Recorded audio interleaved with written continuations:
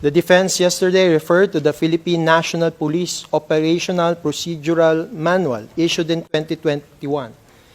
But the same was irrelevant and a non sequitur with respect to how the PNP construed and applied the word neutralize under CMC 16-2016 from July 1, 2016 until March 16, 2019, which is within the temporal jurisdiction of the court.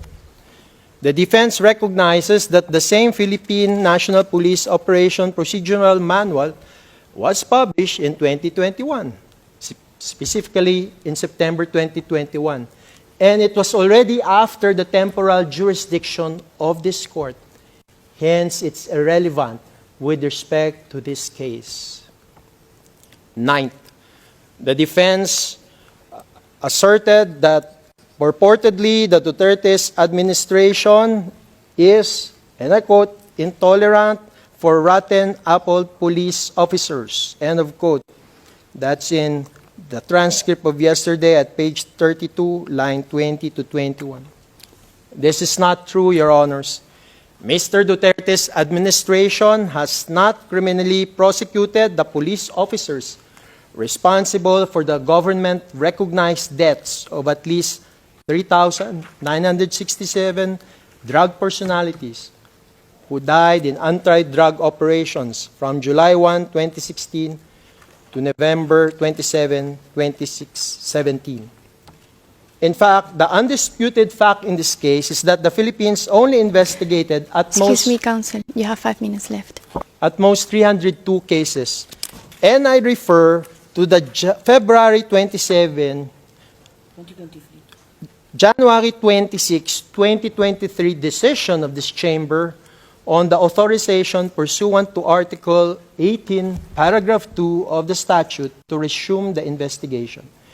The court here, the chamber has held, the chamber observes that at the time of the prosecution's request, the DOJ panel had referred to the NBI for investigation in case build-up 302 cases consisting of 52 PNP IAS cases, the non-laban cases, and 250 NPS cases. And in paragraph 39, from the information before the chamber, it therefore appears that the DOJ panel review does not amount to relevant investigations within the meaning of Articles 17 and 18 of the statute. Moreover, the number of cases reviewed by the DOJ panel, namely 302, is very low when compared with the estimated number of killings that allegedly occurred in the context of war on drugs operations. Res ipsa loquitur. Mr. Duterte's administration has not criminally prosecuted the police officers responsible for these deaths. Last, Your Honor. The defense erred when it conflated Ms. Paulina Macida's statement that Rodrigo Duterte failed to prevent or punish with the theory that the prosecution has not charged command responsibility under Article 28.